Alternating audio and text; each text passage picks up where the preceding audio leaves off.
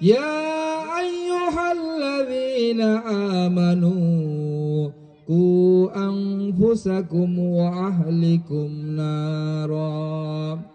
হে ঈমানদারগণ, ওহে তোমরা যারা ঈমান এনেছো, তোমরা নিজেরা এবং তোমার পরিবারদেরকে জাহান্নামের সেই জাহান্নামের আগুন থেকে বাঁচাও, যেই জাহান্নামের ইন্ধন হবে মানুষ এবং পাথর। ঠিক কিনা? আল্লাহ তাআলা স্পষ্ট বলে দিয়েছেন। এজন্য আমরা সবাই চাই আমাদের এই পরিবার, যেই পরিবারের আমাদের জান্নাতের কারণ হবে, যেই পরিবার জাহান্নামের কারণ হবে, সেই পরিবার নিয়ে জান্নাতে যেতে চাই। ঠিক কিনা? এজন্য আমাদের পরিবারের মধ্যে ইসলামী বিধান প্রতিষ্ঠিত করতে হবে। যদি না পারি, যদি আমরা আমাদের পরিবারে ইসলামের বিধান প্রতিষ্ঠিত না করতে পারি, তাহলে কিন্তু সেই পরিবার, আপনার আমার পরিবার জাহান্নামের কারণ হয়ে যাবে।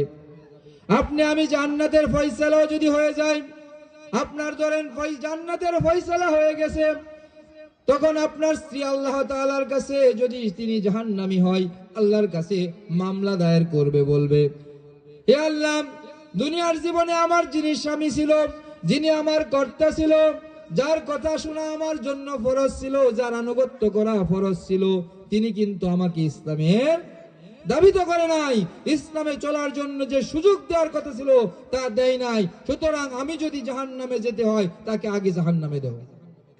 তখন পার পাওয়ার সুযোগ আছে। এজন্য দায়িত্ব পালনের ক্ষেত্রে সচেষ্ট থাকবেন।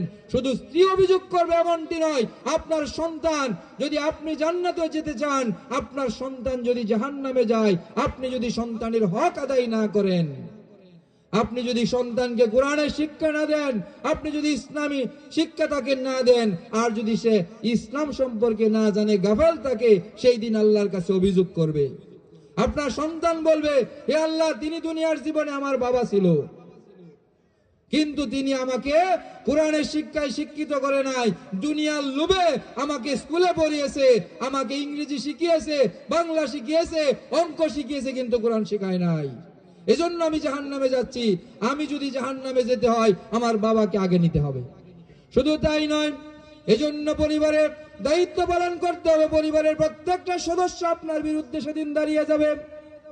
আমরা শুনেছি, আপনারা শুনেছেন, কোরআনে এসেছে, কিয়ামতের দিন এমন অবস্থা হবে, দুনিয়ার কেউ কাউকে চিনবে না। পবিত্র কুরআনুল কারীমে এসেছে, হাসরের ময়দানে কেউ কাউকে চিনবে না, কেউ কাউকে পরিচয় দিবে না। স্বামী তার স্ত্রীকে পরিচয় দিবে না, স্ত্রী তার স্বামীকে পরিচয় দিবে না। কি জন্য? কারণ যদি সে নেক দিতে হয়, এই কারণে।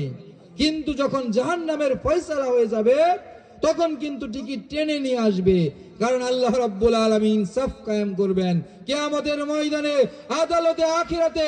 আমরা যদি জান্নাতে যেতে চাই, তাহলে আমাদেরকে অবশ্যই অবশ্যই আমাদের ব্যক্তিগত জীবনে, আমাদের পরিবার জীবনে, আমাদের রাষ্ট্রীয় জীবনে, আমাদের আন্তর্জাতিক জীবনে, সকল জায়গায় কোরআনের আইন বাস্তবায়ন করতে হবে।